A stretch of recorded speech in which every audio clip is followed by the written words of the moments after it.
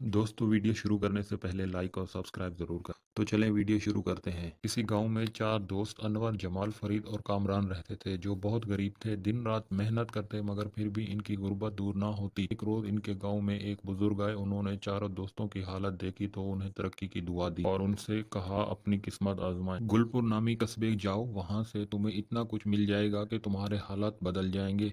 मगर खबरदार, ज्यादा लालच ना करना, बल्कि जो कुछ मिले इस पर सब्र व शुक्र करके घर वापस आ जाना, क्योंकि लालच बुरी बला है। चारों दोस्तों ने बुजुर्ग की बात सुनी और सफर पर रवाना हो गए। सफर खालिसन लंबा था। वो आपस में बातें करते और एक दूसरे को किस्से कहानियां सुनाते चलते रहे और एक माह में गुलपुर पहुंच गए, जहां तांबे की कान थी। हाँ, एक जगह लिखा था, तांबे के जितने सिक्कों की तुम्हें जरूरत है ले लो और चले जाओ। अनवर ने अपने दोस्तों जमाल, फरीद और कामरान से कहा, मैं तो यहाँ से तांबे के सिक्के लेकर वापस जा रहा हूँ। जमाल, फरीद और कामरान हंसते हुए कहा, ये तांबे की कान वाली जगह है, आगे यकीनन चांदी की कान आएगी, तुम सब्र तो करो। मगर अनवर ने कहा, मेरे लिए यही काफी है। ये कहकर वो तांबे के ढेरों सिक्कों लेकर वापस चला गया और बाकी तीनों दोस्त आगे बढ़ गए। उन्हें चांदी की कान की तलाश थी। अब सफर मुश्किल हो गया था। खाना भी खत्म हो रहा था। इनके टांगे दुखने लगी थी। आखिर कई दिनों के सफर के बाद वो चांदी की कान वाले इलाके में पहुंच गए। वहां भी एक बोर्ड पर वही इबारत लिखी थी, चांदी के जितने सिक्कों की तुम्हें जरूरत है ले लो और चले जाओ। अब जमाल ने अपने दोनों साथियों से कहा कि मैं तो थक चुका हूँ,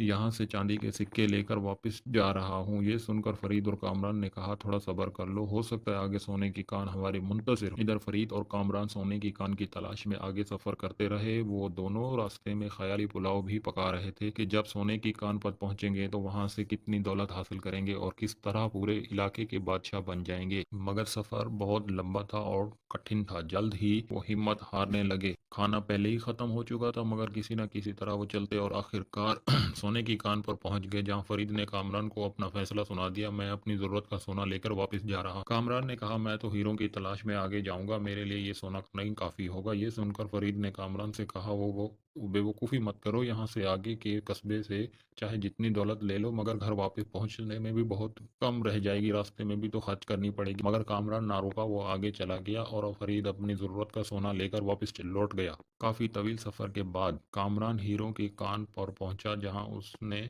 ऐसा आदमी देखा जिसके गले में लोहे की जंजीरें पड़ी हुई थी और वो बुरी तरह चीख रहा था।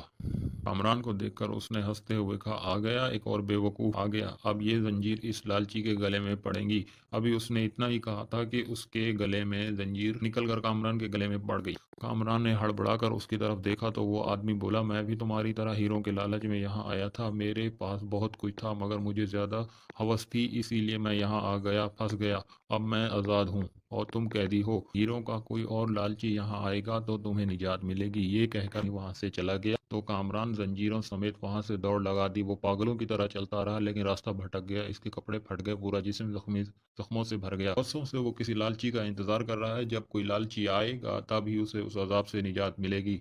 दोस्तों, वीडियो पसंद आए तो लाइक और सब्सक्राइब जरूर कर